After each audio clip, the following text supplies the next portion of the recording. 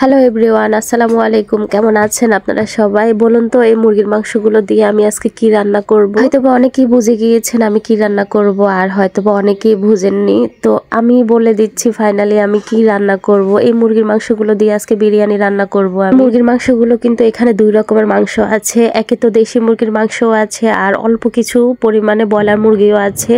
আর এক পাশে কিন্তু আমি গরু মাংস রান্না করব আজকে। ঢাকায় আসার পর আমার আব্বু বাড়িতে আমাদের সাথে দেখা করতে আসেনি। আমার আব্বু যেহেতু ঢাকায় থাকে, তো আমরা এতদিন থাকার পর আজকে আমার আব্বু চলে আসছে আমাদের সাথে দেখা করবে বলে, তাই ভাবলাম একটু ভালো মন্দ রান্না করি। তো সবাই আমার হাতে বিরিয়ানিটা রান্না পছন্দ করে, তাই আমি আমার হাতে বিরিয়ানিটা আজকে রান্না করব। আর এখানে প্রথমে গরুর মাংসটা বসিয়ে দিচ্ছি। যেহেতু এখানে গরুর মাংসটা খুবই অল্প পরিমাণে, তাই আমি এখানে অল্প পরিমাণে সমস্ত মশলা একটু একটু করে আমার আন্দাজ মতো দিয়ে দিচ্ছিলাম।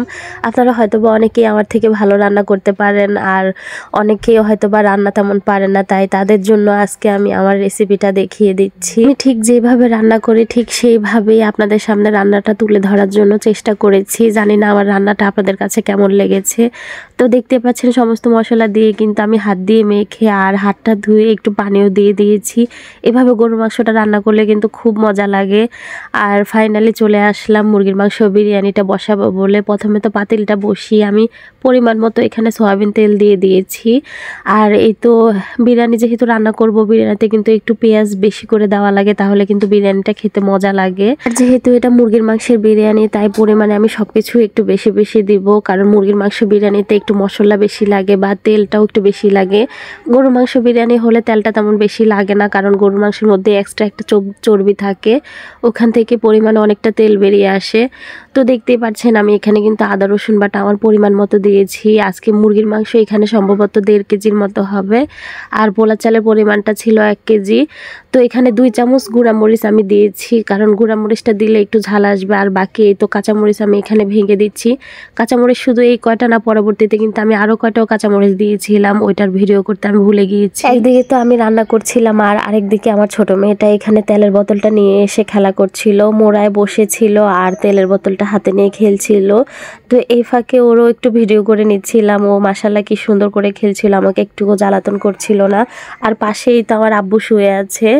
আর চলে আসলাম আবার বিরিয়ানিতে। মুরগির মাংসটা আমি আরেকবার ধুয়ে নিয়েছি, ওটার ভিডিও আর দেখালাম না, ভিডিওটা তাহলে অনেক বড় হয়ে যাবে। তো দেখতেই পাচ্ছেন মুরগির মাংসটা এখানে দিয়ে আমি একটু ভালো করে নাড়াচাড়া দিচ্ছি, আর নাড়াচাড়া দিয়ে ভালো করে একটু কষিয়ে নিচ্ছি। কিছুক্ষণ পর এখানে আমি বিরিয়ানি মশলাটাও দিয়ে দিচ্ছি। প্রথমে কিন্তু আমি বিরিয়ানি মশলাটা ইচ্ছা করলে পারতাম দিতে, কিন্তু দেইনি।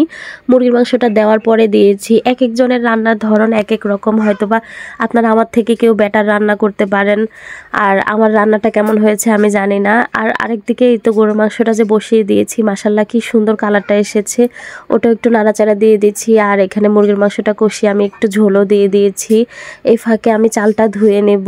চালটা এখানে 1 কেজি পরিমাণ ছিল, তো চালটা এখানে আমি ভালো করে ধুয়ে নেব। এই তো ফাইনালি পোলার চালটা আমি ধুয়ে নিয়েছি, এখানে পানি ঝরানোর জন্য রেখে দিয়েছি বেসিনে। আর এখানে গরুর মাংসটা সিদ্ধ হয়ে এসেছে, তো আলুগুলো দিয়ে দিলাম। আলুগুলো দিয়ে কিন্তু আমি ভালো করে এটাকে কষিয়ে নিব, আর কষানোর ভিতরে কিন্তু আমি আলুটা সিদ্ধ করে ফেলবো। এটা দিয়ে ঢেকে দিলাম আলুটা ভালো করে সিদ্ধ হওয়ার জন্য। আর চলে আসলাম, এই তো মুরগির মাংসটা কিন্তু ঝোলটা পুরোপুরি শুকিয়ে গিয়েছে, মুরগির মাংসটা সিদ্ধ হয়ে গিয়েছে।